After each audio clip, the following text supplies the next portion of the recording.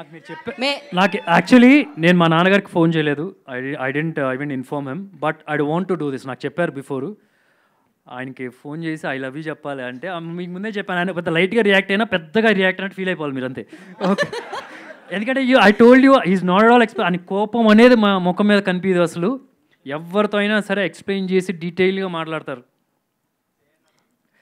So చూద్దాం అక్కడ నుంచి రియాక్షన్ ఎలా వస్తుందో. ఆయనకి మీరు వాయిస్ వినిపించినట్టు అర్థమైపోద్ది. సో కొద్దిగా ఓకే, మేము సైలెంట్.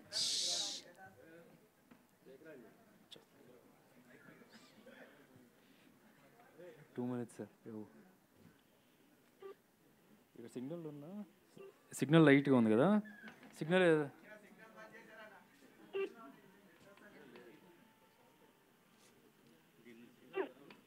నా ఫోన్ నుంచి వాట్సాప్ సిగ్నల్ లేదు, లేదు. అవుతుందా? తెలుస్తుంది తెలుస్తుంది. ఒకసారి ఇదే ట్రై చేయాలి. అయ్యో, మన మధ్యలో చేద్దాం, లేకపోతే ఒక పని చేద్దాం మనం. వైఫై చెప్పండి. సో ఒక్కసారి వైఫై కనెక్ట్ చేయండి ఈ లోపు. అండ్ ఒక పని చేయండి, ఈ లోపు చైర్స్ వేయండి. మనకి Q&A సెషన్ ఉంది కాబట్టి బిఫోర్ చైర్స్ సుధీర్ గారు. సో ఒక్క ఫోటో కావాలన్నమాట మనకి.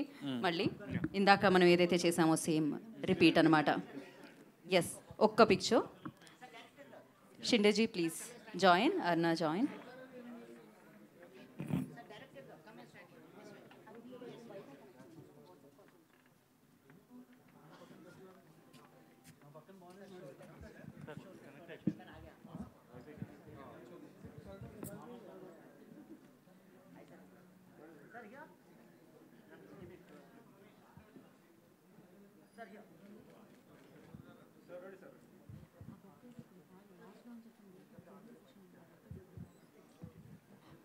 ఓకే సుధీర్ గారు, మీరు ప్లీజ్ కాల్ చేయండి లోపు.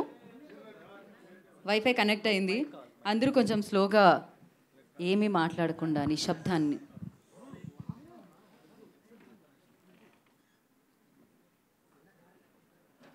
సారీ, అందరికీ కొద్దిగా ఎక్కువ టైం పడుతుంది. మీ ఎంతసేపు ఎక్స్పెక్ట్ చేయదు యాక్చువల్లీ. డాడీ ఏం చేస్తున్నారు? ఏం లేదు, ఆఫీస్లో. మమ్మీ లేదనుకుంటా ఇంటి దగ్గర.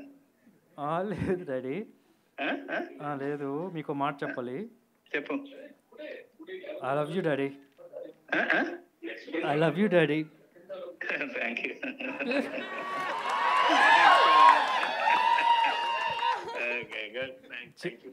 చిన్న చూడండి, డాడీ పారిపోతున్నారు. చిన్నప్పుడు నేను అడవిలో దొరికానని ఎందుకు చెప్పారు మీరు? అప్పుడు ఏ మాట విన్నప్పుడు ఏం చేస్తా, 2 రోజులు దొరుకుతారు అంటావు జనరల్ గా. సరే, ఇక్కడ అదే మీడియా అందరూ ఉన్నారు, చేయమంటే చేశాను. సరే, థ్యాంక్ యూ సో మచ్. మనసులో